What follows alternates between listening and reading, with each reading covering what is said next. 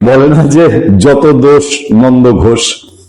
তো যখন কেউ পারে না, কোনো কিছু পারে না, যার কন্ট্রোলে থাকে না, যে একটা ব্যর্থ, যে অকর্মণ্য, অপদার্থ একটা সরকার যদি থাকে কোন দেশে, সেই সরকারের পক্ষে এটা বলা সম্ভব। ধরেন বাংলাদেশে এখন কোন একটা আকাম কুকাম হয়েছে, আমি হোসেন মোহাম্মদ এরশাদের দোষ দিয়ে দিলাম যে স্বৈরাচার, 80 দশকের স্বৈরাচার হোসেন মোহাম্মদ এরশাদ ভাই। এই সরকার এখন যা বলতেছে অনেকটা এরকম, এরশাদ মহিলা কঙ্কাল হয়ে গেছে, তার দল জাতীয় পার্টি শুকাইতে শুকাইতে অবস্থা খারাপ। এইরকম একটা অবস্থা বাংলাদেশে আওয়ামী লীগ। আওয়ামী লীগ আপনি কোথাও কোন কর্মসূচি, আগে যে টুকটাক ঝটিকা মিছিল করতো, কোন একটা কৌশলে হোক আর যে কারণে হোক, সেটাও তো এখন স্থগিত, সেটাও নাই।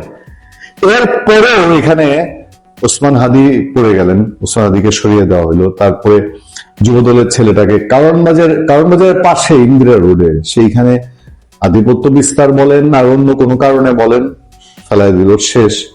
এই যে সেদিন কেরানীগঞ্জে হযরতপুরে বিএনপি সেক্রেটারি শেষ। এমনকি এরা মিন করতেছে যে এই সমস্ত কর্মকাণ্ডের জন্য যা হবে বাংলাদেশে, চট্টগ্রামে AK-47 নিয়ে বিএনপি প্রার্থীর মিটিং এ হানা দিবে, তারপরে এই আপনার জগৎ সলিমপুরে সেইখানে র্যাবের উপর হানা দিবে। এগুলো সব নিয়ে কি ছাত্রলীগ ভবিষ্যতে যা যা হবে, এগুলো কি সব আওয়ামী লীগের উপরে ঘাড়ে চাপবে? দেখেন, আমার হাতে খবরটা হলো নির্বাচনের দিন ও আগে যে কোনো সহিংসতায় আওয়ামী লীগকে দায়ী করা হবে অন্তর্বর্তী সরকার।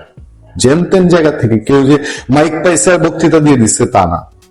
আসন্ন জাতীয় সংসদ নির্বাচনের আগে ও নির্বাচনের দিনে সংঘটিত যে কোনো সহিংসতা ও সন্ত্রাসী কর্মকাণ্ডের জন্য আওয়ামী লীগকে দায়ী করা হবে বলে জানিয়েছে অন্তর্বর্তী সরকার। সম্প্রতি নয়াদিল্লিতে প্রকাশ্য অনুষ্ঠানে শেখ হাসিনা যে বক্তব্য দিয়েছেন, তাতে নির্বাচন বানচালে সহিংস ও সন্ত্রাসী কর্মকাণ্ডে জড়ানোর উস্কানি রয়েছে উল্লেখ করে উদ্বেগের কথা জানিয়েছে ঢাকা। দিল্লির সাথে পারে না, ইন্ডিয়ার সাথে পারে না, এখন এইসব বাংলাদেশে কচলানো বুঝেন। আমি খুব হতবাক এবং বিস্মিত হয়েছে, একটা সরকার কিভাবে বলে। ওই ভদ্রমহিলা নিজেও, মানে এটা হচ্ছে কি, তার ছায়া দেখা গেছে, বলতে পারেন যে শেখ হাসিনার ছায়া দেখা গেছে। উনি বেরোনো হন নাই, তার কেউ দেখেও নাই, তার গলা কেউ সরাসরি শুনেও নাই, কোনো ভিডিও ফুটেজও পাওয়া যায়নি, শুধু কেবল একটা অডিও ক্লিপ দিছে।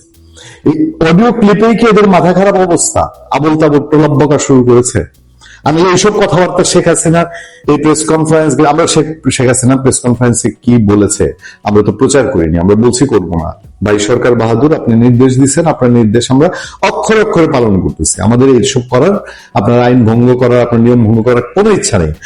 আপনিই তো প্রকাশ করে দিলেন, আপনার কাছ থেকে জানলাম যে উনি নির্বাচন বানচালে সহিংস সন্ত্রাসী কর্মকাণ্ডের জড়ানো উস্কানি দিচ্ছেন। এটা কেন দিবে? এটা কি বাংলাদেশের মানুষ আলো করতেছে? উনি কার মাধ্যমে দিবে? ওনার তো একটা কাক পক্ষীও কখনো নড়ে না, ওনার অফিস গুলোর আপনারা টয়লেট বানায় দিচ্ছে, তার কোনো আত্মীয় স্বজন জ্ঞাতি গোষ্ঠী কেউ কোথাও নাই, তার ছেলে পেলে লোকজন যা আছে সব 14 শিখের ভিতরে। আচ্ছা, সেখানে বলা হচ্ছে যে এই সহিংস কর্মকাণ্ডের জন্য জানিয়েছে তার উদ্বিগ্ন এক মহিলা এই দিল্লিতে বৈশা অডিও কিছু কথাবার্তা প্রচার করছে, সেটার জন্য সরকার উদ্বিগ্ন হয়ে গেছে। পররাষ্ট্র মন্ত্রণালয় এক সংবাদ বিজ্ঞপ্তিতে এসব তথ্য জানিয়েছে। শেখ হাসিনাকে নয়াদিল্লিতে প্রকাশ্য অনুষ্ঠানে বক্তব্য দেওয়ার সুযোগ দেয় গভীর বিস্ময় ও ক্ষোভ প্রকাশ করে সরকারের পক্ষ থেকে এটিকে সুপ্রতিবেশী সুলভ আচরণ পরিপন্থী বলে দাবি করা হয়েছে। দেখ, অন্তত ঝেড়ে তো কাশলো। এখন এই যে দাবি করলো, কি হইলো?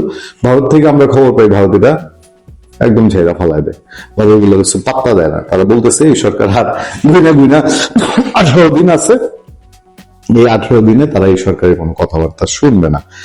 সরকার বলছে দিল্লিতে দেওয়া বক্তব্যে শেখ হাসিনা বাংলাদেশ সরকারের পতনের আহ্বান জানিয়েছেন এবং আসন্ন জাতীয় নির্বাচন বানচালের লক্ষ্যে সহিংস সন্ত্রাসী কর্মকাণ্ডে যে উস্কানি দিয়েছেন। আমার খুব শুনতে ইচ্ছা করে উনি কি বলছেন, আর সাংবাদিক হিসেবে প্রচার করতে ইচ্ছা করে, তারপরে পাবলিক রিয়াকশন আর একটু বেশি হয় কিনা দেখতাম আর কি।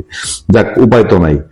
এ নিয়ে উদ্বেগ জানিয়ে বিবৃতিতে আরো বলা হয়, শেখ হাসিনা তার বক্তব্যে প্রকাশ্যে বাংলাদেশ সরকারের বিরুদ্ধে অবস্থান নেন এবং দলীয় অনুসারী ও সাধারণ জনগণকে নির্বাচন ভণ্ডুল করতে সহিংস কর্মকাণ্ডে জড়ানোর আহ্বান জানান। আচ্ছা, শেখ হাসিনা সরকারের বিরুদ্ধে অবস্থান নিছে, সরকার কি এটা আশা করছিল যে শেখ হাসিনা সরকারের পক্ষ অবলম্বন করবে? শেখ হাসিনা খুব উৎসব মুখর পরিবেশে বলবে যে আমার যারা অনুসারী আছেন দলনাইতে কি হয়েছে, সবাই ডক্টর ইউনূস সাহেবের আহ্বানে সাড়া দিয়ে হাতে ভোট দেওয়ার জন্য ঝাঁপিয়ে পড়ুন। হ্যাঁ, হাস্যোজ্জ্বল মুখে সবাই ব্যালট বাক্সের দিকে যান, গিয়ে নৌকা খুঁজবেন, আগে নৌকা খুঁজে না পাইলে XY ধানের শীষে কিছু দিবেন, দাঁড়িপাল্লায় কিছু দিবেন, লাঙ্গলে কিছু দিবেন। আমাদের ডক্টর ইউনূস সরকারের লোকজন কি এই আশা করছে? আরে শেখ হাসিনা ওখানে আছে, তারা তো বিরোধী অংশ করে পাঠাইছেন, শুধু বিরোধিতাই করবে, সে আপনার অনুগত থাকবে কেমনে? আচ্ছা, অন্তর্বর্তী সরকার মনে করে নয়াদিল্লিতে এ ধরনের অনুষ্ঠান আয়োজনে অনুমতি দেওয়া আন্তঃরাষ্ট্র সম্পর্কের প্রচলিত নীতিমালা, সার্বভৌমত্বের প্রতি শ্রদ্ধা, অভ্যন্তরীণ বিষয়ে হস্তক্ষেপ না করা এবং সুপ্রতিবেশী সুলভ আচরণের পরিণতি। অবশ্যই আমি এখানে সম্পূর্ণ একমত, সরকার যে কথা বলতেছে যে এই ধরনের কর্মকাণ্ড প্রচলিত নীতিমালা, সার্বভৌমত্বের প্রতি শ্রদ্ধা, অভ্যন্তরীণ বিষয়ে হস্তক্ষেপ করা এবং সুপ্রতিবেশী আচরণের পরিপন্থী। আমি একদম 100% একমত। তো ভাই, আল্লাহর রাস্তায় আপনি বিদায় হওয়ার পরে দেখেন আরেকটা গভর্নমেন্ট যেই আসুক, বিএনপি আসুক, জামাতে ইসলামী আসুক, ওরা তো এই সুপ্রতিবেশী সুলভ আচরণের পরিপন্থী তারা করবে না। তারা তো ঘোষণাই দিয়েছে আপনার সাথে তারা মিশে না, আপনার সাথে তাদের আদি। তারা হয় বিএনপি চায়, আমলে থাকলে জামাতে ইসলামীও চায়, তখন তারা এইসব কর্মকাণ্ড করবে না। এটা তাদের তো মোটামুটি ঘোষণাই। এটি বাংলাদেশের জনগণ সরকারের প্রতি একটি স্পষ্ট অবমাননা এবং ভবিষ্যৎ বাংলাদেশ ভারত সম্পর্কের জন্য একটি বিপজ্জনক দৃষ্টান্ত। আপনারা চলে গেলে বিপদ কেটে যাবে। সরকারের পক্ষ থেকে বলা হয়েছে, আওয়ামী লীগের নেতাদের এই বেপরোয়া উস্কানি প্রমাণ করে যে কেন অন্তর্বর্তী সরকার দলটির কার্যক্রম নিষিদ্ধ করতে বাধ্য হয়েছে। আসন্ন নির্বাচনের আগে ও নির্বাচনের দিন সংঘটিত যে কোনো সহিংসতা ও সন্ত্রাসী কর্মকাণ্ডের জন্য সরকার আওয়ামী লীগকে দায়ী করবে এবং তাদের ষড়যন্ত্র প্রতিহত করতে প্রয়োজনীয় ব্যবস্থা গ্রহণ করবে। ওই যে আড়ালে আড়ালে বা এই যে অশরীরী একটা শক্তির সাথে ফাইট করে যাবে, কল্পনায়, ঘুমে, জাগরণে ওই চারদিকে আওয়ামী লীগ দেখবে। হ্যাঁ, এবং আওয়ামী লীগ দেখতে দেখতে একটা পর্যায়ে ওই তার যে স্বপ্নের দৌড়ঝাঁপের আড়ালে যেসব অস্ত্র দেশে রয়ে গেছে, সন্ত্রাসী, এটা মিয়ানমারের সন্ত্রাসী হোক, ভারত থেকে আসুক, যে হোক, তারা তাদের মতো করে মিশন বাস্তবায়ন করবে, আর সরকার খালি আওয়ামী লীগ খুঁজবে।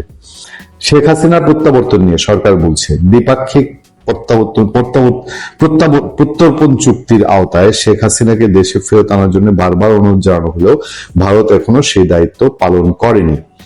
আচ্ছা, উল্টো নিজ ভূখণ্ডে তাকে এমন উস্কানিমূলক বক্তব্য দেওয়ার সুযোগ দেওয়া হয়েছে যা বাংলাদেশের গণতান্ত্রিক উত্তরণ, শান্তি ও নিরাপত্তার জন্য মারাত্মক হুমকি।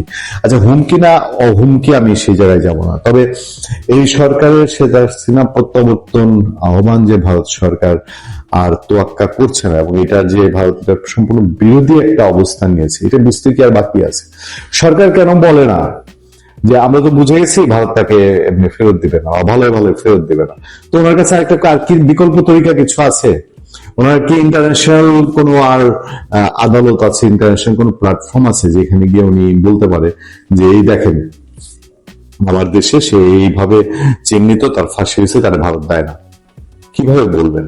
কারণ তার ট্রাইব্যুনাল এবং তার বিচারিক প্রক্রিয়াগুলো নিয়ে নানান দেশ নানান ভাবে নানান কথা বলে। ফলে তার হাতে কি আর কোন তুরুপের তাস আছে যে শেখ হাসিনাকে এখন তিনি বন্ধ করবেন তার বক্তৃতা? আমার তো মনে হয় ভবিষ্যতে শেখ হাসিনা এর চেয়ে আরো বেশি রকম ভাবে আসে কিনা সেটাই অপেক্ষায় থাকে।